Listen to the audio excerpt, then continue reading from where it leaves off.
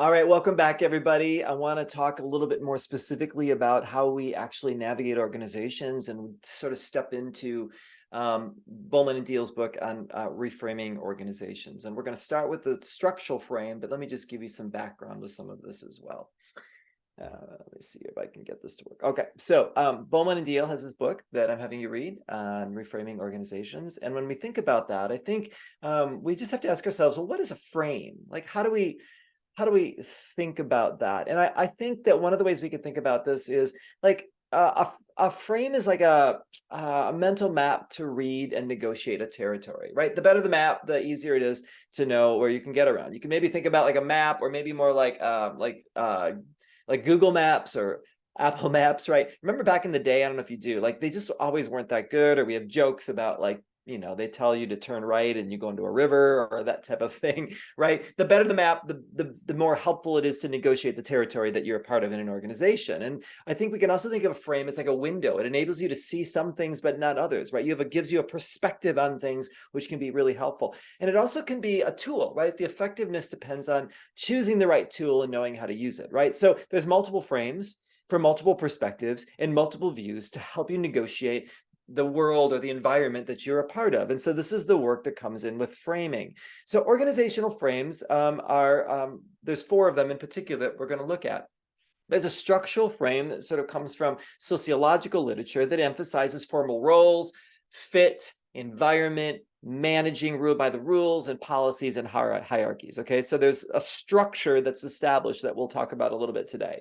There's also the human resource frame. This comes more from social psychology. This emphasizes the individuals who have feelings and needs and limitations. And so, you're seeking to tailor organizations to people, right? And the fact that they aren't structures, they're not cogs and wheels, they're more than that. And so this is an important frame as well. There's also the political frame, and this comes more from like political science.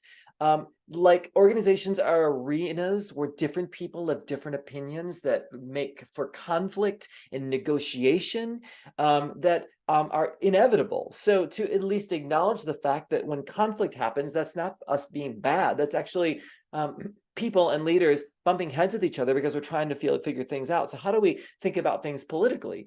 And then there's also the symbolic frame, right? This is more like cultural anthropology, where organizations are cultures that have rituals, ceremonies, stories, symbols. Organizations are like a theater, right? Now, if you think about like religious organizations, I mean, there's a little bit of each of these, right? Like there's structure in our churches.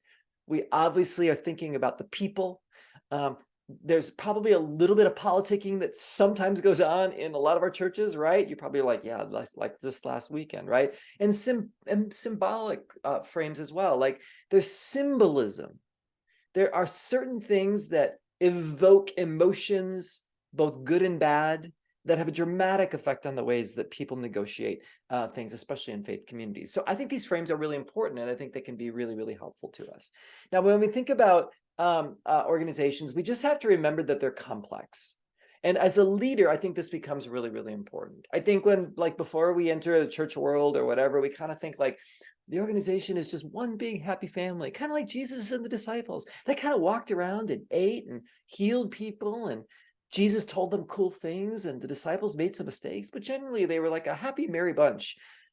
Like if you really read the scriptures, like Jesus is like doing like palm plants all the time with his disciples, negotiating tons of things all the times. And I think we just need to remember that when we think about the people of God and we think about organizations that we're working with young people, it is just complex and there's a lot flying around. And the job that we have as leaders is to try to pay attention to what's going on, because then we can lead better. So theories offer ways for us to understand what's happening, and views describe what people see, creating different realities, right? So you can have one person that says and sees one thing. You can have another person at the same community that says and sees something, and it's as though they are living on two different planets, right? That's the moment that we try to pay attention to the views that they have, and then wonder if there's some theories that can help us unpack what's happening so that we can find places of connection and collaboration and working forward. Okay. Now, when we have a lack of frames, we have lacks of thinking, and we have kind of clueless managers. People just kind of do their things, but there's no sense to what's really going around. This is bad for the ministry, but quite frankly, it's bad for volunteers, for staff, and for young people as well, because there's an inability to kind of see what's happening and to anticipate how to best serve those that you're called to serve. Multiple frames improve understanding and promote versatility. There's an agility that comes when we're able to look at something through different angles and try to unpack that. And then multiple frames often allow us the ability to reframe, to view the same thing from multiple perspectives. If we can reframe it, oftentimes it provides new ways forward, new possibility, new ways of connection, and we can actually move forward in that way. So let's talk about the structural frame for a second. We know the structural frame is about managing by the rules, policies, hierarchies. Its roots are in sociology and management science. The concepts are about roles and goals, the division of labor, formal relationships. It's basically an org chart, right? And the focus of a structural frame is to give alignment and structure with goals and environments, okay? Think about the arc that I talked to you about in the last lecture. There is a point in any sort of startup or new organization where there eventually has to be a sense of structure. How you use your time, who's doing what, how do we engage each other, how are we using our resources? All these things become really, really important. I think this is really important for youth pastors. I think a lot of times, and I talk to youth leaders all the time about this, and I even write about it in my Young Adult Ministry Now book. We get this idea, especially if you're a younger leader, like you don't ever want to look like you don't have your act together. And you'll do anything, right? Like you're like, how much time did that take? Oh, not very long, all night, right? We almost think like if the work that we do takes too much time, we don't tell our managers or our communities because we don't want people to think like we're incompetent or that we're unholy, right? But what I remind leaders is this, is like, if you don't like keep track of your time, number one, you'll burn out. Number two, you're not communicating to your supervisors the amount of time work actually takes. And number three, you're doing a disservice to the community because you can't make adjustments if you don't actually know how people are using their time. So this idea of a structural frame actually like helps people be better at their jobs because there's an honesty about how long things take, who does what, where I need help, how the labor is divided, all that comes with that. So the structural frame is not bad. It may seem kind of wooden and not very sexy when it comes to ministry, but there's something about it that's really, really crucial, and people need that, okay? So with the structural frame, there's some assumptions that organizations exist to have established goals and objectives. There's specialization, there's appropriate forms of coordination and control, which are essential. Organizations work best when rationality prevails. That's what a structural site would say. We don't just run after things because like we think it'd be cool. We actually think about like the structure and associated with that. Structure has to align with circumstances to make sure it's responding well. And when problems arise, it's usually from structural deficiencies, according to the structural frame. Something's not working because the ball's being dropped because someone isn't responsible for that, or we're bumping into each other, or there's too much effort in one area compared to another, right? Structural frame gives us a chance to kind of see where the gaps are, where there's overlap, and how people are working together. So Max Weber talks a lot about this idea of bureaucracy, right? Now, when we think of bureaucracy, we kind of think of maybe the government or something like, oh, the bureaucracy is bad. But there's a sense of where bureaucracy is really good. There's a fixed division of labor. There's a hierarchy of offices. People know where to go if they have a problem, right? There's performance rules. Like people know what they're expected to do. There's separate personal and official property and rights, right? So there's the person, but then there's also the company. Personnel are selected for technical qualifications. We want them to do something particular in the organization.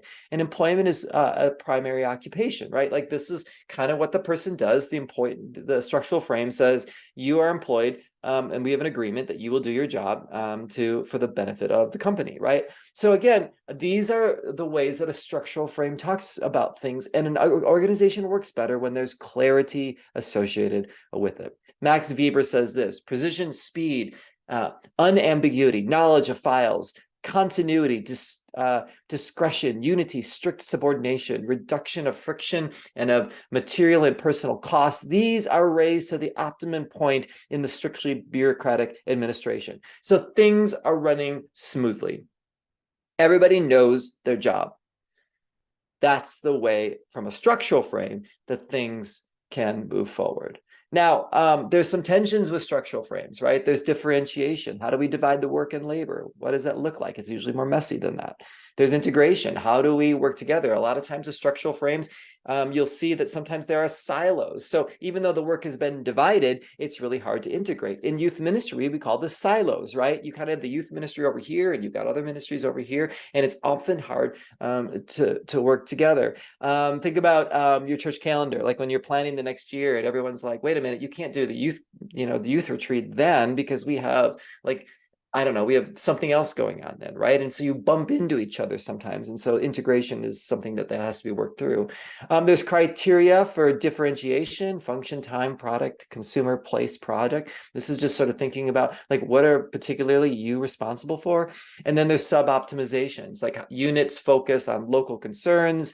They lose sight of the big picture. So what can happen here is, again, I think this is true of ministry and just about anything else. I can like know what I'm supposed to do in my particular corner of the organization, church, community, whatever, but I'm blind to what's happening everywhere else. So I can make choices that actually affect everybody else, but I'm unaware of the fact that that's happening. I talk a lot about this with youth leaders, that they kind of need to have like broader peripheral vision. If I'm a high school pastor and I'm making decisions for my high schoolers, which is what I'm called to do in the organization from a structural frame, but I am blind to the children's or middle school ministry priorities as well, or what's happening after high school, I can literally become myopic in my view and do great at what I'm doing at the expense of all the other things that are going on. So this is the challenge with the structural frame that we need to keep in mind.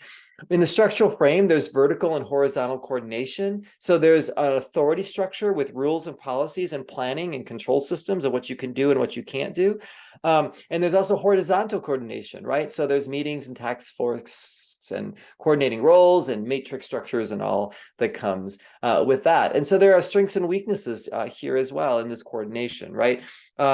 And we have to sort of keep those things in mind. Now, when it comes to reframing organizations, then, if we think about the metaphor for the organization, it's more like a factory or a machine, which again, for ministry people doesn't sound very sexy. However, there's something quite powerful about knowing what your role is. And so there can be this sense of comfort in knowing what you're required to do and what you're not required to do. The central concept is rules and roles and goals and policy and technology and environment. The image of a leader here is social architecture, right? The best leaders, according to a structural frame, are ones that know how to keep everybody moving in their particular parts, and they know how to do that. And the basic leadership challenge here is alignment, to align the structure to task, technology, and the environment, right? So there's, how do we make sure that everybody's sort of aligned in what they're doing and all that happens there? So when we think about this from a youth ministry perspective, I mean, there's just some things to think about. Like, how can this frame help you with your youth ministry? Think about your volunteers. Like, are they clear on what their role is? Or are they always just standing in the back of the youth room because they don't really know what they're supposed to do? Maybe from a structural frame, they need more definition and clarity of what it means for them to show up. Maybe you feel this in your own position, right? Like you've been given maybe a job description that's outdated, or it's not very clear, or you're not sure how to prioritize. I mean, this creates ambiguity that actually can affect your job performance. What are these frames' limitations? Think about that for a second. Think about how might this not necessarily work in some situations as you think about young people and you think about the work that you're doing. I think the impulse in a structural frame is that if there's a bumping of heads with each other, is that people always want to call a meeting. How many meetings are you in? Might the structural frame default to always having meetings to solve things where things don't necessarily get done? Maybe there's something else going on there where a meeting's not necessarily going to solve it.